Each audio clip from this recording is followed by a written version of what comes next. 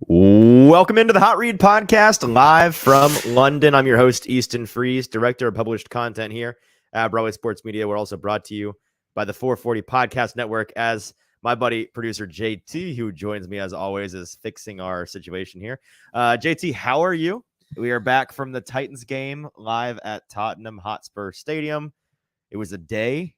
Are you tired? Are we exhausted? I mean, not really, considering we're on the move. We're on the move today. How about that? That sounds a little better. I thought I'd be a lot more tired today, considering last night's festivities for one person on this show at least. But great day, like super busy all day. Had a lot of fun.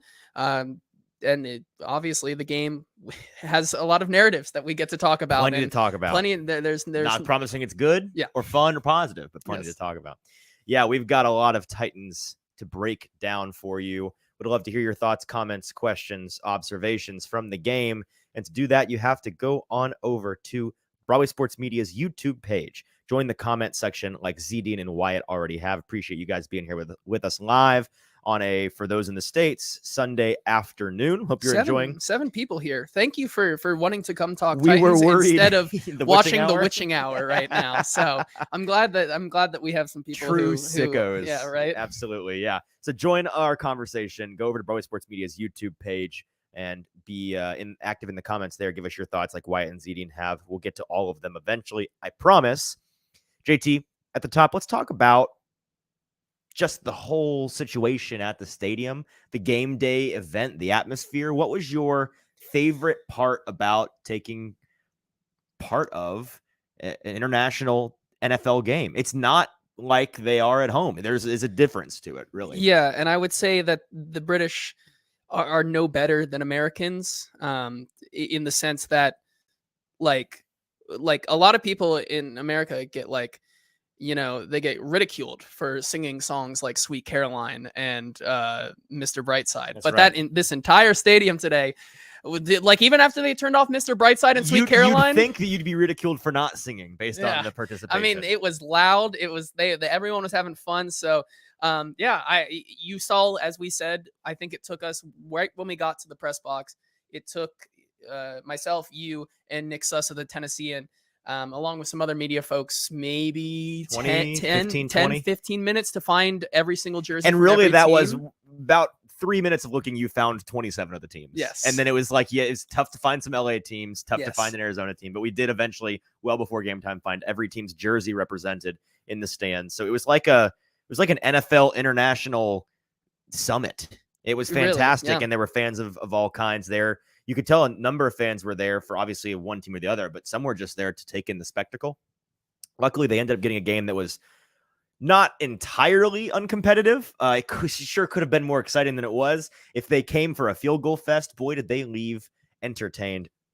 But let's talk about the Titans game and what the Titans do at this juncture. Obviously, they are through what we, before the season, considered to be the most difficult portion of their schedule, those first 6 games before their Week 7 bye. They head back to Nashville tonight, I believe, and they're getting out. They're getting out of here. That was at least what the understanding was when we were talking. They're getting out of here, and they'll be getting rested and regrouping this week.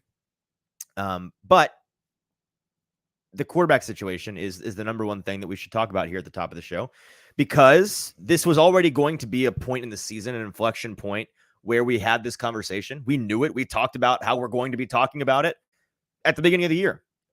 None of us could have foreseen exactly how we got here, but we are here. And in a way, not to make light of Ryan Tannehill's injury situation, the injury does make what they do, at least in the near term, pretty simple. I don't think it's a difficult choice. It shouldn't be a difficult choice. And boy, if it becomes one, will there be some questions to be answered? And I think there will be a lot of maybe distrust sowed amongst fan bases. But Ryan Tannehill hurts his ankle today. We spoke to him in the locker room. He did not speak at the podium. He spoke to us at his locker briefly. I asked him first, we saw him kind of gimpy throughout the game. And then eventually he leaves after a couple of series where he's out there kind of limping around. I asked him if it was separate injuries or if it was one injury that he then re-aggravated, or what the deal was, why he was playing and then wasn't playing. And He said it was the same injury. It was all in that one moment that happened on earlier in the game before you saw him limping around. And he said that it was not even necessarily a pain tolerance thing. The pain was bad, but it was really a performance thing.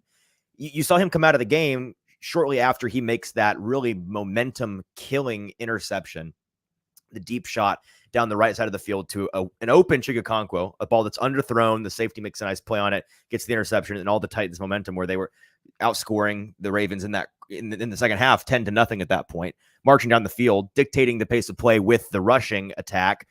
That big interception again on a player that was open, like it was going to be a big gain. And if that comes down, Chigakonkwo comes down with that ball, you're sitting there thinking, Titans have something here. They're in the red zone, down at the time, less than one score, 3-7, whatever it was. One score was going to get them into the game, if not take the lead, if my memory serves. So yeah, they were. I mean, for how much it felt like the Titans were out of this game for until like the end of the fourth quarter, like for how much that this game seemed like it was one-sided. For most of the game, the Titans were never more than one just score away, including a 2-point conversion. So like it was a one-score game for a lot of the entirety of the game.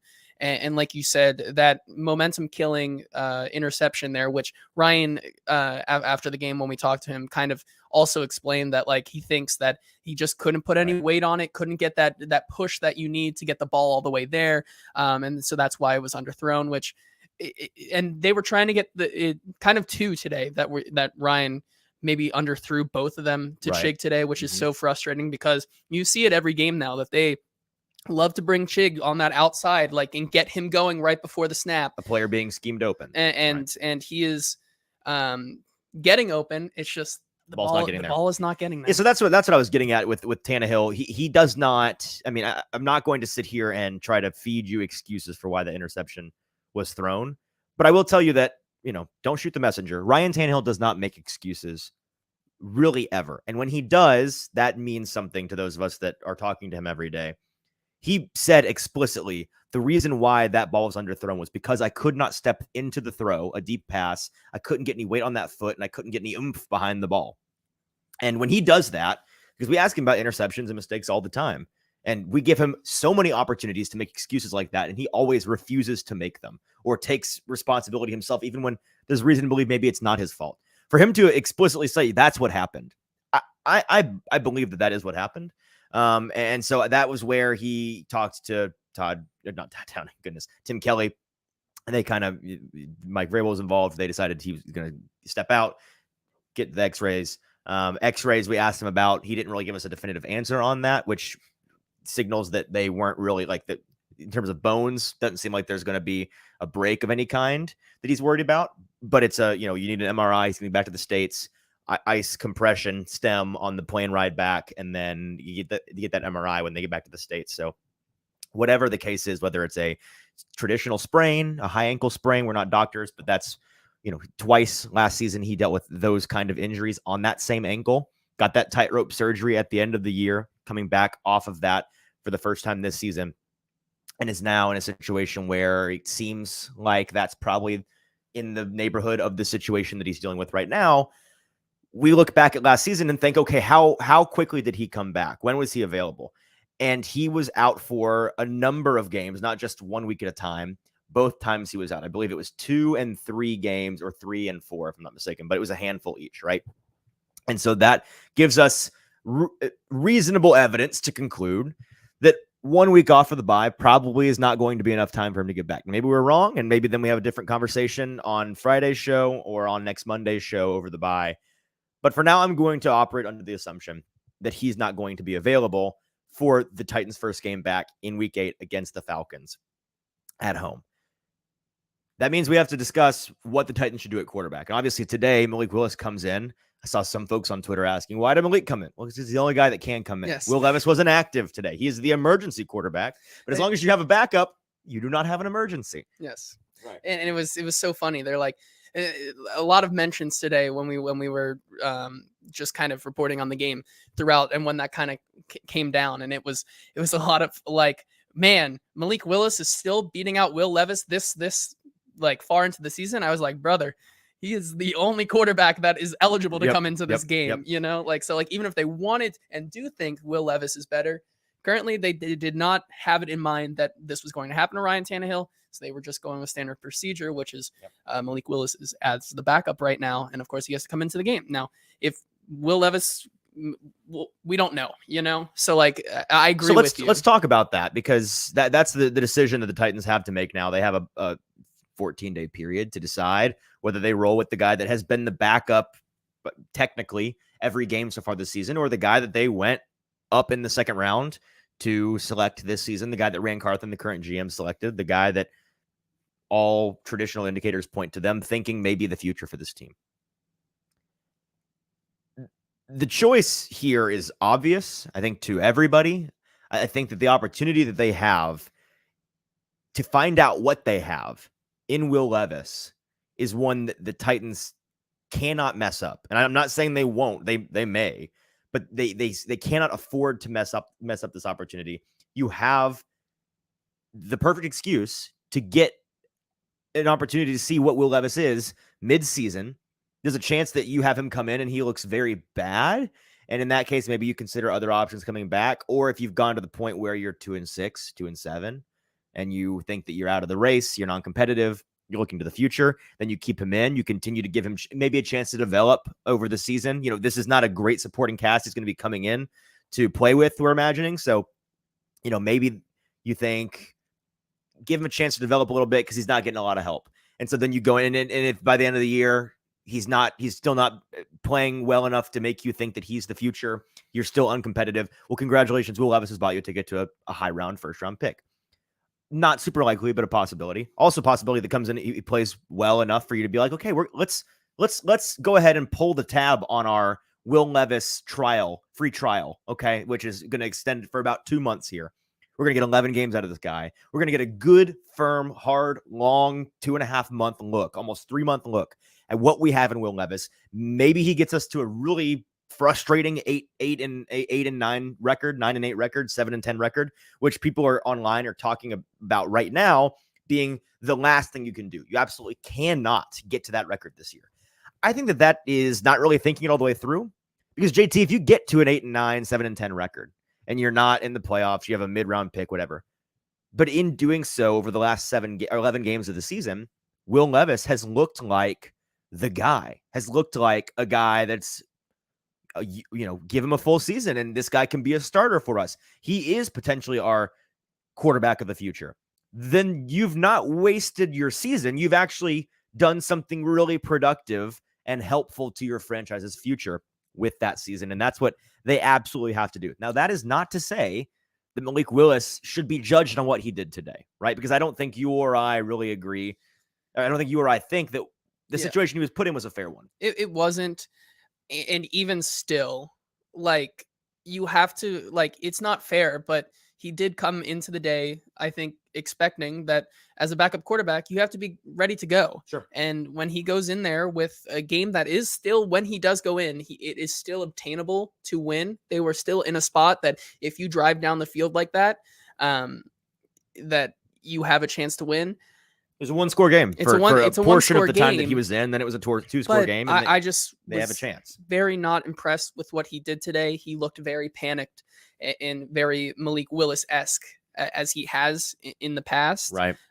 Just not going through his full reads. And maybe that was because the offensive line started to break down as that game went on. So he wasn't getting as much time as Ryan Tannehill had, because in the beginning of the game, he was not getting as much time as Ryan Tannehill had. Tannehill was having just absolute hours of time to throw that ball and let plays develop. So, but even still, Malik was just second guessing himself and taking off running before anything could really develop. And even when he did run, it was frustrating to see him not make those plays. Yeah. And I just, that performance, I chalk up to a wash because of the fact that I still think he's put in a situation where the defense knows what you're going to do every down. You're stepping back to throw. They're not worried about the run. Yeah. All of these things where he's put in an untenable situation. I don't think any quarterback really succeeds in that situation behind this line with those skill position players who were not getting open. Yes. And we'll talk about all of that. I kind of want to zoom back out for a moment. We've covered it needs to be Levis with Willis. I think we know what his situation is now. Maybe his ceiling rises if he's, maybe he's still a longer term prospect, and is like a Geno Smith, maybe down the line in his career. Fine, I'm not going to rule that out. But Levis is the one with the upside now, the upside in the near future, the real juice, I think, if things go right for him, and is the prospect that they went and they drafted highly for a reason. So zooming out, I want to talk about the presence in that locker room. And this is another one of the big points I want to make today. I've been in the Titans losing locker rooms, or been around or talked to folks that have been in or watched the videos of every losing locker room the Titans have been in. Well, not just this season, but dating back to the post Green Bay era of last season, where they've done a lot of losing. And this year, in the first 3 losses, the Titans locker room, the coaches, the players, the presence, the atmosphere, the vibe, was one that was pretty patient, was one that was disappointed and annoyed and unhappy about losing, for sure, but one that was very aware of the fact that it is early on. It's September, it's early October, it's a very long season. We're a team with a lot of things that have changed over the offseason, a lot of moving pieces that are going to take some time to click, and we still have faith and confidence in our ability to get it to work. Today's locker room was different than that. It was a distinct difference. It was a distinct flip of the switch from last week's locker room to this week's locker room, in my opinion. That patience turned into palpable frustration. It turned into not panic. Panic is another step. It has gone from patience up one rung to frustration. And this is an important, they're on the precipice here, in my opinion, because when you get past frustration, you go one of two ways. Either the frustration turns into a rallying cry, turns into players only meetings, turns into dramatic changes of personnel here or there that result in guys stepping up or stepping into the spotlight finally. Like, that can happen. We've seen it happen with teams. We've seen teams come back from the dead a little bit in that way, and some real fire under their butt does them some good. We've also seen teams get really frustrated, and then that frustration turns into apathy, turns into panic. Like, that's the other road that this can go down for the Titans, and that's the road that they're obviously wanting to avoid. And I found it interesting how you got some quotes from, Jeffrey Simmons talking to our buddy Paul Kaharski after the game about how he said it's time for us to find out who wants to be on the field and who doesn't. Implying in his comments, which I'm paraphrasing, I don't want to misquote him. Go find on Paul Kaharski's Twitter account the video itself to hear the words from Jeffrey Simmons.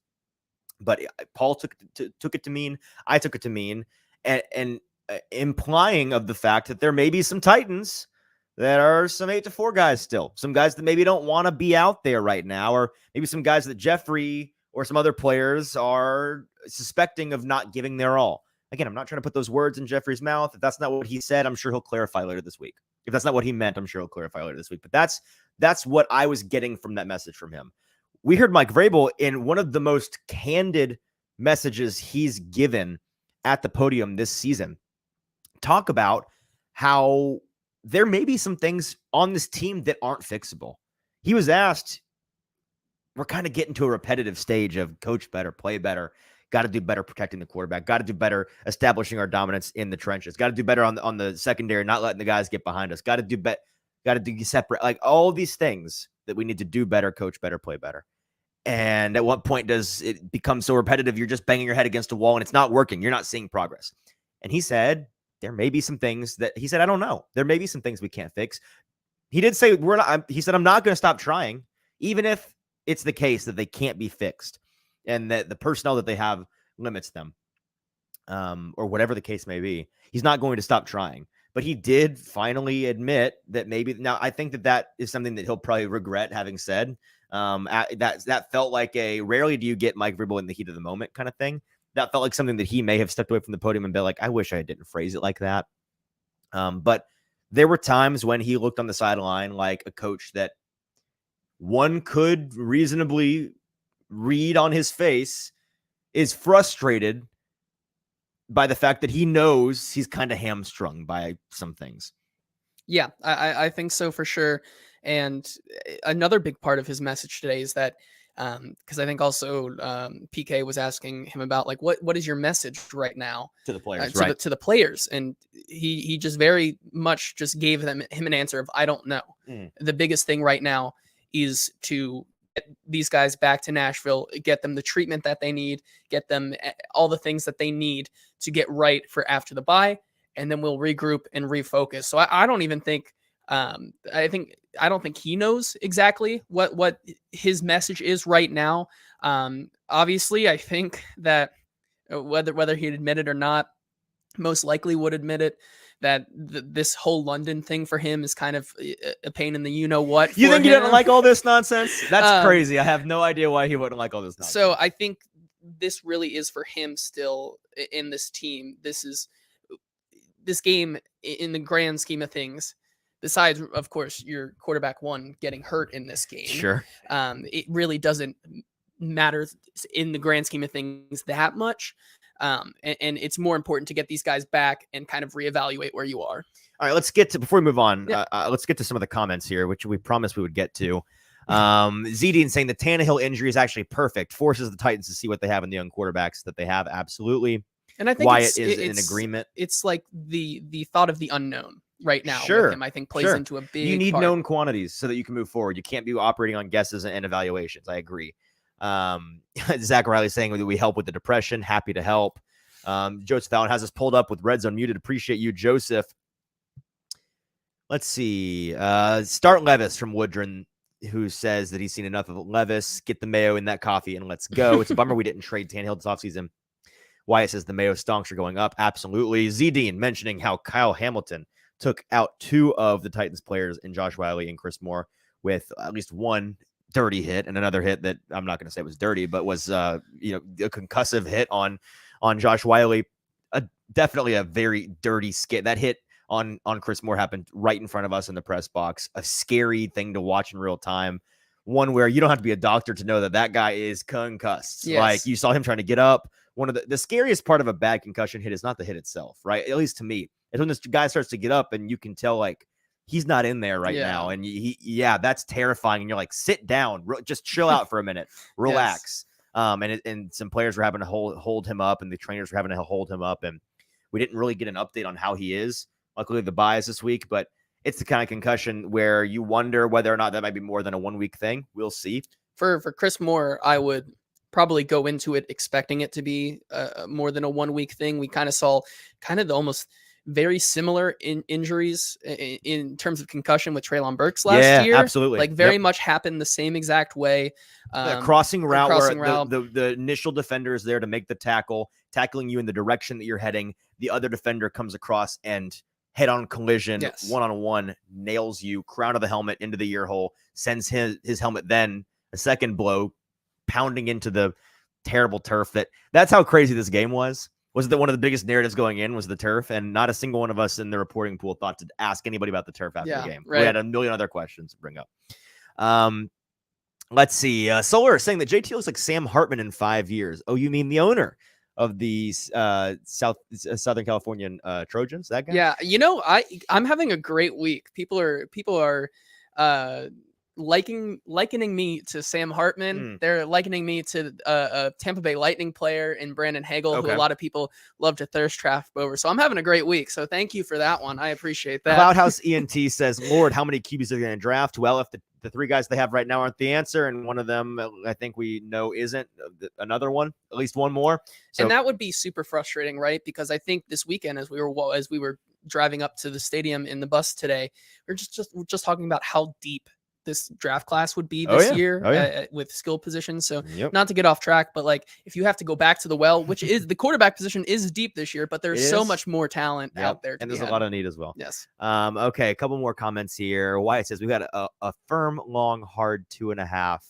Excuse me. All right. Cloudhouse says, I say, give him 1 start. And if he's worse, go with, so Cloudhouse says, give Willis 1 start and then go with Levis. Interesting. Zedine saying, kudos to the Titans for changing things up. They pulled Fulton and Dillard this game. Glad you bring that up because that's where we wanted to go next with the conversation. Cloudhouse saying, if Chris Moore is out, who are the wide receivers? It's not good. The numbers are dwindling. Let's talk about Dillard and Fulton, who were both sat down for different periods of time in this game. Now with Fulton, I'll admit, I don't know if he was pulled the entirety of the back half of the game. Perhaps he was. Because I saw him out there afterwards. I know at least for one, and I'm not sure exactly like what the reasoning is. That was one thing that once we got out of that press conference with Mike Vrabel, I was like, interesting that no one really brought this up, maybe because it really didn't mean anything and he came back in that game. But to kind of, I believe, start or finish the second quarter, Trey Avery is out there playing where Christian Fulton was, Right. but ended up coming back into the game, whether that was maybe just sitting him down and being like, hey man, still not getting better. Let's pull you out here, see if that sparks anything in you, and then get you back out there when you're feeling good and ready. So not sure about that one, but the Dillard one, however, is a different story. Yeah. So with Dillard, I forget when in the game it was, before halftime, I believe, Andre Dillard sat down for second-year player Nicholas Petit-Frere, who some folks have been clowning me on Nicholas Petit-Frere getting back in the starting lineup. I was wrong about where, but I was right about him getting back in there. Crazy how that works. It only took a game and a half of him being back to get in there. And he, again, as we always disclaim on Sundays, we do not know fully about what the offensive line situation was success-wise or failure-wise until we see the tape, which we'll get into later this week and talk about on the next show that we do. But based on what I saw in person and on some replays and just general how well protected was the quarterback, how well blocked were the lanes going along the left side for the running back, NPF did a fine job in relief and a better job than Andre Dillard was doing for sure. I see no reason why. I'm so glad they did it. So glad they did it. I see no reason why they shouldn't stick with it. I see no reason why it shouldn't be what they do to see if NPF can be, because with Dillard, we know his contract, there's an out after this year. It's a 2-year contract ultimately. So ultimately it's 2 years at most. You may have hoped that was the case, that he was your guy of the future. You swung and missed. You swung and missed, and you didn't tie your horse to him. And at this point, I think we all can understand he's not your tackle of the future. Yeah. He's not a starting tackle in this league. With NPF, he may be. We don't know. It is simply too early to have determined that, whether or not he can be a starter in this league for a long time and at what positions. It's time to find out. Again, it is find out season for the Titans. They have to round. It's time to find out. And they have the opportunity to today. They started to with a guy like NPF getting in there for Dillard. So I'm glad that they did it. I think it's important they did it. I think it's important that they stick with it. Yeah, I mean, we'll have to see going forward, because Mike Vrabel was not ready to commit to anything like that about moving him, but he did say, like, along the lines, he's like, yeah, like you said, we're figuring things out in this game, and he said, I just wanted to try something different, give him some time to play, and see if this made any change. And I think now it's not a lot of change, but it was something at least. All right, now I see there's a lot of you watching with us live, and I appreciate that. We have reached the point of the show where the main topics we wanted to talk about, we have exhausted, and we're in a very different situation here in London. It's a very low tech setup. I'm operating off of some notes on my phone instead of a proper notes system on our laptops. So unlike a lot of shows where we have a lot of information and detailed show planned out for you, we're happy to talk for the next 30 minutes, or we're happy to be done with the show now. We would love to address any questions or comments that you have. So if you're watching the show, head on over to Broadway Sports Media on YouTube. Give us some discussion topics that we can talk about along with you in the comments. I see that Joseph has already chimed in saying, do you gentlemen feel Vrabes gets a pass for John Robinson's failures for the past 2 years, or is his seat starting to get a little warm after being 2-11 in the last 13 games? So let's talk about that question and about Mike Vrabel's culpability. While those of you that are watching, not named Joseph, who's already contributed, thank you, Joseph. Give us your thoughts, give us your questions, give your comments in the comment section. Your biggest takeaway from this game, or your biggest desire for what you want to see the Titans do after the bye. Drop it in the comments right now. Joseph, your question is a good one, and it's one that we're going to have a lot to talk about, a lot to say for the next 2 weeks while the Titans are not playing. We've already addressed this a decent amount, but I and people are all over the spectrum on this one. There is not really a consensus, I don't think. I think that the majority still holds firm in the idea, which I still do. Mike Vrabel was not the one making personnel decisions for the vast majority, if not all, of John Robinson's tenure with the Tennessee Titans. That he was the head coach. John Robinson was the general manager. That's how it was working. And a lot of the crap that John Robinson has gotten this team's wagon stuck in now is he was driving the stagecoach. He was steering the ship. That wasn't Mike Vrabel. And so when I say earlier in the show that Mike Vrabel looks like a coach at times that maybe on the inside knows he's coaching a team that just isn't quite as talented as some other teams he's had, isn't quite as talented as some fans think, or talented enough to compete or whatever it may be, knows there's some shortcomings in some places. That's me saying he's not really that culpable for those things. Now, there are coaching decisions he makes that he is culpable for. And, we can point to things like, good on you for changing out Andre Dillard with MPF. Well done. Glad you did it. Glad you weren't stubborn about it. Christian Fulton, like, if you hadn't done that, we would say, what are we doing here? What's going on?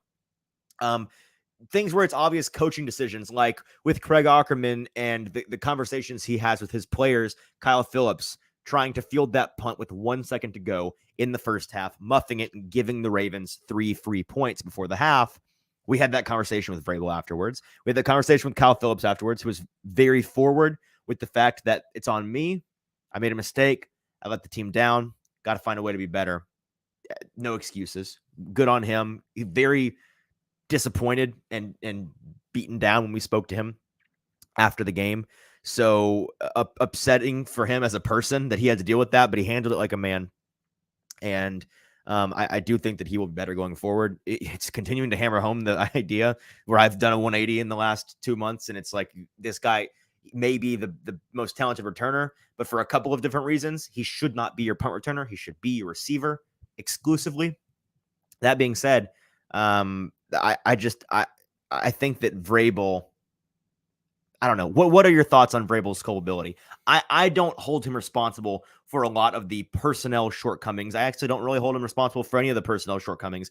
I hold him responsible for decisions that I know are coaching decisions. And right now I have some issues with coaching decisions, but it does not meet the level of problems I have with the personnel situation. Yeah, I think I'm with you right now. I don't think his seat is hot at all, really. I mean, I don't know what else you could really expect from him currently after firing John Robinson and then having a first-year general manager. It's kind of like, I think next year, if we continue to see, I don't think I'm going to put him on a hot seat this season.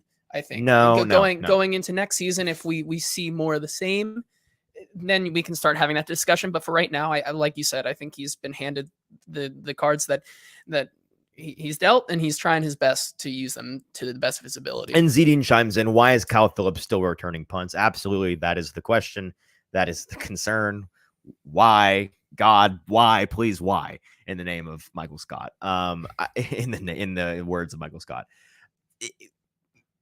Clearly, the team thinks he's their best option, and it was hilarious for them to run him back out there right after he muffed that punt. The faith is unwavering. Zedine, I simply do not know, other than the fact that he's the most talented guy on the team, and they don't feel they have any other guy that they want doing that, and they're going to trust him to keep going. If he keeps doing that, keeps putting the ball on the ground. Clearly, they aren't willing to get rid of one of the depth defensemen to keep Mason Kinsey on an active roster. Right, absolutely. Some other questions here. Wyatt asking, please don't talk about all the available 2024 draft picks. Yeah, we won't talk about. Excuse me. We won't talk about.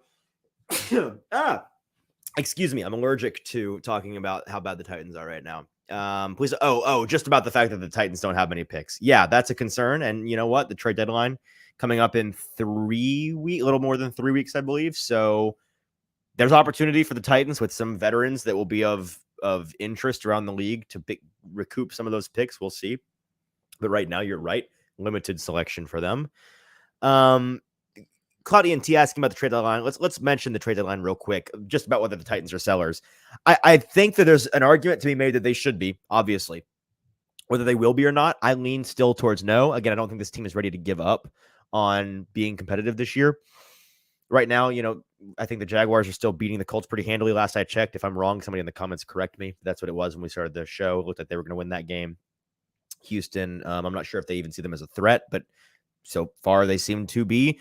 And I think that they were winning that game last I checked. But regardless, like they're who win or lose, whoever does what today, they're not in a situation where they're at 2-4, hopelessly behind, Reminder of the Jacksonville Jaguars just less than 1 year ago being down 4 or 5 games in the division, much deeper into the season than this, and coming back and winning the division. It is still absolutely possible. Mike Gribble did not see that happen 9 months ago and think, well, we can't do that. He's thinking, I can do that. Yes. And so for that reason, I'm not confident they will be sellers. They may be like net sellers in the sense that they're not going after guys and they sell off a piece or two here or there. Yeah. You get a Christian Fulton, sell Christian Fulton low, grab a little something for him, and he gets another try somewhere else. You get I don't know, a Danico Autry move if a team is wanting to pay high for him. Something expensive. Or like Tier Tart, who is on a 1-year deal. Right. So that kind of thing, yes. But big sellers, moving a bunch of pieces and really embracing the tank, I simply don't see them doing. And also outside of those like 3 pieces on the defensive side of the ball, what else is there really to sell on this team, I think, right now? Of course, you could always think Derrick Henry could. Derrick Henry, Kevin Byard, you could move. DeAndre Hopkins, absolutely a team that could desperately go for him and try to buy you out of that contract and give you something in return for him. So I think the biggest thing though is that, and this is something that I think will be interesting to talk about over the bye week, is that you have your next 2 weeks here. You're going up against Atlanta, right? Who did not look good against the Washington Commanders team, today. Right. So that is a winnable game. And then you go up against a Pittsburgh Steelers team who is very much kind of like this Titans team and has a pretty solid defense, but the offense is pretty pitiful sometimes. So it's important to know that just as quickly as it is 2-4 right now, the Titans could be 4-4 at the trade deadline and feeling like the back half of their schedule is just as good. I agree. Let's see some other comments from the doc. Love the doc. Vrabel, a great guy, but special teams awful today. Offensive awful today. Someone has to be responsible. Absolutely true. Somebody does have to be responsible. Whether that is the players, the personnel situation not being good enough, and then you say, okay, the GM. Whether it's the coaching, you say, okay, it's the coach. That is the discussion to be had.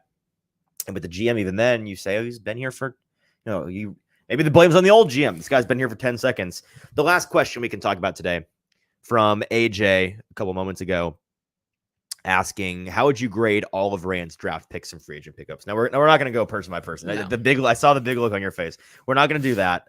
That's we're definitely going to do that in a show eventually. Yeah. By the end of the season, we'll do that. And it wasn't like, oh my God, it was more like, that's just a loaded question. Take a minute. Yeah. To think about. We can't talk about it generally though. Yeah. And right now, I think I'm still in the same place. You want to give like, let's go through like the big ones, and just give like a quick letter grade. Well, I mean, we can just talk about the draft as a whole. I think the draft is the best thing that he's done. Yeah. In the sense that you've added Peter Skoronski, who looks to be a long-term starter. You've added Tyjae Spears, a long-term starter.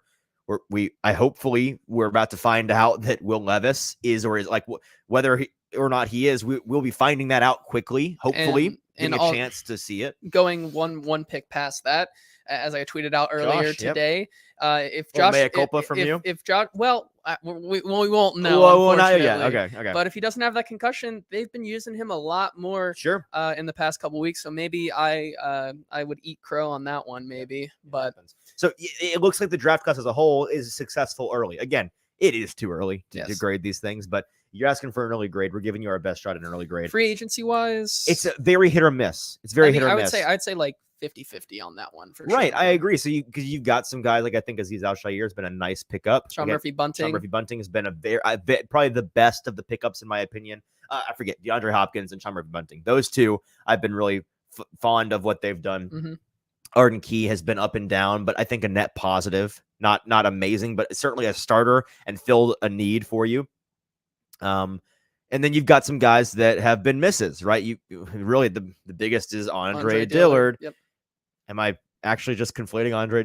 Who else? Is it just Andre Dillard? Chris Moore has been okay. Okay, no, Chris Moore's been good. Yeah. He's been good. So actually, it's just Andre Dillard. So actually, I give Rand genuinely, and then you got to look at him on the whole. There's other ones like Luke Gifford, who's more of a gadget guy. Right. But on the whole, I think it goes to show that what Rand has done has brought in some new positive things for the most part, except for, again, a player at a very important position, left tackle, and Andre Dillard. Yes. Yeah, and even getting tackled right in the NFL is hard. I feel like it's so hard. I feel like we've also just kind of forgot about Daniel Brunskill as well, and that's probably it's a good thing. You should forget about your linemen. As long as we're not talking about Daniel Brunskill, he's probably doing his job well. So absolutely. So yes, it is a testament to what he has done in his first year with the Titans with limited resources this past offseason. And it is also a testament to just how bad some of the rot that John Robinson left behind had become, and the fact that they were right to move on from him when they did. All right. Are you good to wrap it there? Do we want to wrap it there for today? Yeah. And I think that's going to be it for today. We'll have plenty more thoughts on this later this week when we do a more formal, a different, more traditional show for this feed than this situation. JT headed back tomorrow to the States, so he'll be running the ship from there. I will still be here with some family and my wife, making a bit of a trip out of the bye week situation. We'll still be on call. We'll still be talking Titans. We'll still be involved on social media and with the show, so don't worry about that. We are, because of the bye, we're gonna take at least one show out of the regular rotation. No Tuesday live, Wednesday drop show this week. We will do our second show this week, Thursday afternoon, Friday morning drop. And then we'll see about the week leading up to the Atlanta game. Perhaps that's a 3-show week. Perhaps it's a 2-show week. But absolutely shows every Monday and Friday, no matter what. And no show this Wednesday. So one show off, find something else to do. Go take a walk or look at the birds or start painting Bob Ross. Paint along with Bob Ross on Netflix. Do something other than think about the Titans. It will do you some good, I promise. Appreciate all of you being with us live today, again, here in London. It was a real treat, a real blessing for us to be able to be here live doing this. Super crazy, super cool. All the people and the help that we had to be here and be able to cover the game and the team in person. Have had a blast. Can't wait to get back and continue the season. For producer JT, I'm your host, Easton Freeze. This has been the Hot Read Podcast. We'll talk to you all again on Friday.